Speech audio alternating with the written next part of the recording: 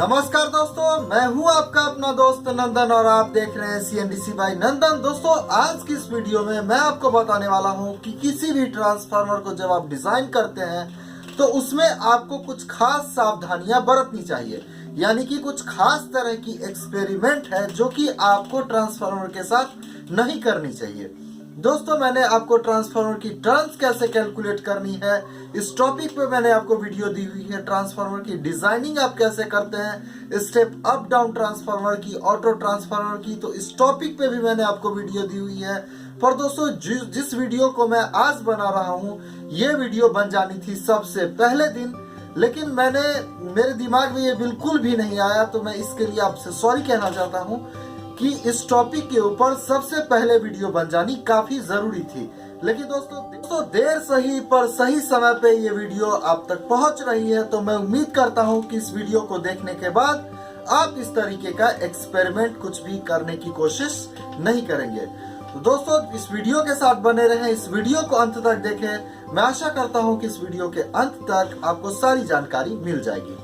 दोस्तों, पहले मैंने आपको ट्रांसफार्मर की टर्न्स कैलकुलेशन की मैंने आपको वीडियो दी थी, यानी कि आप अपने किसी भी वोल्टेज को स्टेप डाउन कर सकते हैं और स्टेप अप कर सकते हैं, ये मैंने आपको बताई थी। और किस तरीके से कर सकते हैं ये मैंने आपको बताई थी, लेकिन ये चीज मैंने आपको नहीं बताई थी कि आप मैक्सिमम कितने वोल्ट से आप स्टेप डाउन करें या फिर कितने वोल्ट तक आप स्टेप करें। दोस्तों, फॉर्मूला बस यही है, आप चाहे तो कितनी भी वोल्टेज स्टेप अप या डाउन कर सकते हैं, लेकिन मैं आपको बता दूं कि आपकी जो मैक्सिमम जो रेंज होनी चाहिए वो 1100 वोल्ट से आप ज्यादा की कोई भी ट्रांसफार्मर ना ही स्टेप डाउन बनाने की कोशिश करे ना ही स्टेप अप बनाने की कोशिश करे, क्योंकि नॉर्मली जो आपके पास वायर होता है, जो मार्केट के अंदर वायर मिलता है, उसकी जो कैपेसिटी होती है वो होती है 1100 वोल्ट। यानी 1100 वोल्ट से ज्यादा अगर आप उस वायर में पावर की सप्लाई करते हैं तो उसकी इंसुलेशन उतनी मजबूत नहीं होती कि वो 1100 वोल्ट से ज्यादा वोल्टेज उसके अंदर अच्छी तरीके से आ जाए। होता है ये कि जो कोई बैड कंडक्टर है वो बैड कंडक्टर तब तक ही होता है जब तक कि उसमें एक लिमिट होती है वोल्टेज की, उससे अगर अधिक वोल्टेज की सप्लाई कर दी जाए तो फिर वो आपकी बैड कंडक्टर तो वो होती ही है, लेकिन उसकी जो क्षमता है वो काफी कम हो जाती है। आपने देखा होगा कि आपके यहाँ जो 440 की सप्लाई आती है उसके साथ जो इंसुलेटर लगा होता है, जहाँ यानी कि चीनी मिट्टी की एक इंसुलेटर लगी होती है जिसके ऊपर वायर बंध के एक पोल से दूसरे पोल पे जाती है, लेकिन आपने देखा होगा 11,000 की इंसुलेटर उससे बड़ी होती है, 33,000 की उससे बड़ी होती है, 1,32,000 की काफी बड़ी इंसुलेटर्स होती है। क्यों होती है? क्योंकि एक छोटे से इंसुलेटर की जो कैपेसिटी है वो उतने ही वोल्ट तक की है। अगर आप 440 वाले इंसुलेटर से अगर आप 11,000 सप्लाई कर देते हैं तो वैसे कंडीशन में क्या होगी कि आपकी इंसुलेटर वहां से ब्रस्ट कर जाएगी, खराब हो जाएगी और काफी प्रॉब्लम्स आपको आ सकती है। तो इसी तरीके से अपने यहाँ जो नॉर्मली वायर यूज होता है उसमें अगर आप 1100 वोल्ट से ज्यादा की सप्लाई कर देते हैं तो वायर वहां पे आपकी काम नहीं करेगी, यानी कि वायर को अगर आप छुए भी रहेंगे तो हो सकता है आपको झटका महसूस हो। वैसे कंडीशन में वो चीजें काफी खतरनाक हो जाती है। वैसे 220 वोल्ट भी काफी सक्षम होती है वोल्टेज आदमी को शॉक लगाने के लिए, सही झटका महसूस कराने के लिए, लेकिन चूंकि 220 वोल्ट हमारे यहाँ स्टैंडर्ड है, 220 वोल्ट के अंदर ही हमें काम करना होता है नॉर्मली अपने डोमेस्टिक यूज में। इंडस्ट्रियल में 440 वो भी होती है खतरनाक, 220 से ठीक डबल हो जाती है, तो वो खतरनाक तो 440 होती ही है।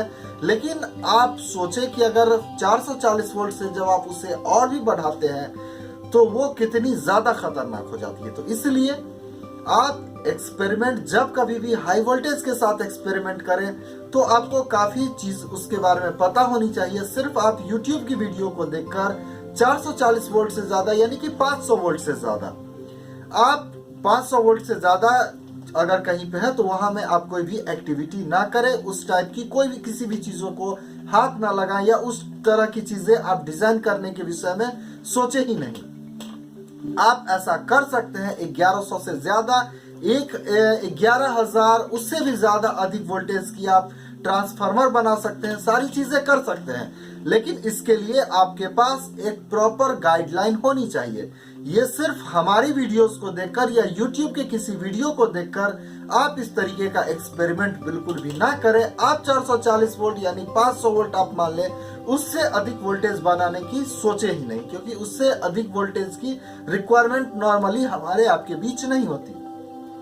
बची बात आपकी माइक्रोवेव होती है, उसमें हाई वोल्टेज होती है, आपके टेलीविजन में भी काफी हाई वोल्टेज होती है।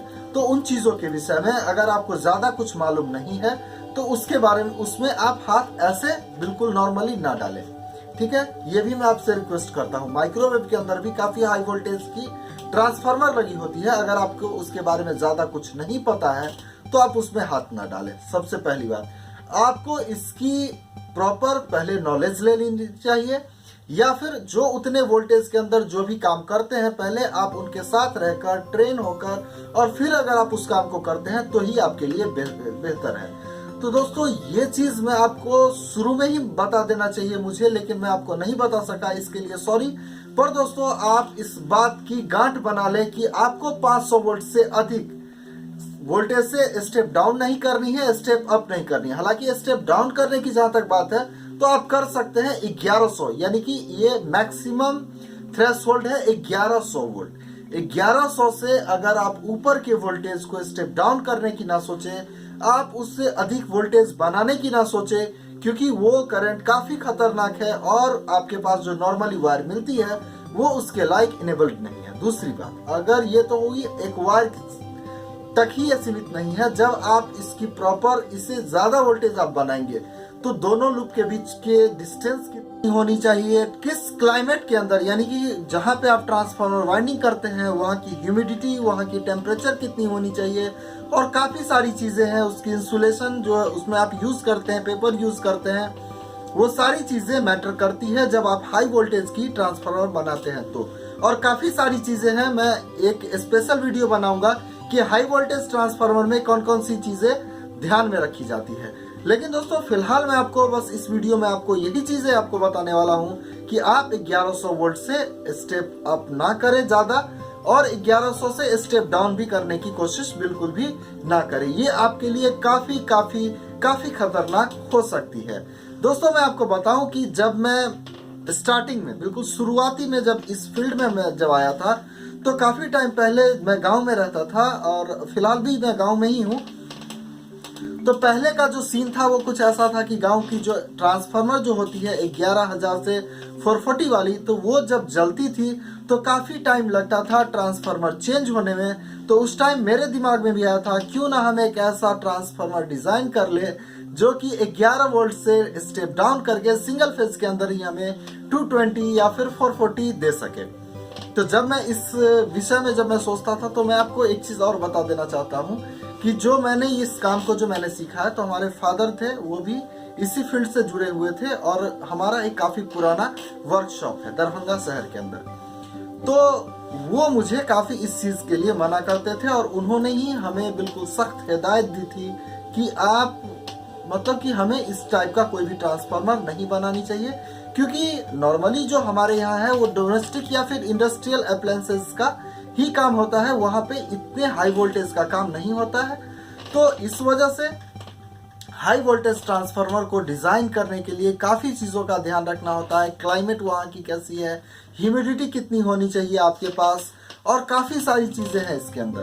तो इस वजह से मैं इस वीडियो के माध्यम से सिर्फ आपको इतना बताने वाला हूं कि सिर्फ आप इस बात का पूरा ध्यान रखें कि 1100 वोल्ट से अधिक आप स्टेप अप ना करें, और उससे डाउन आप भी करने की कोशिश ना करें, ठीक है।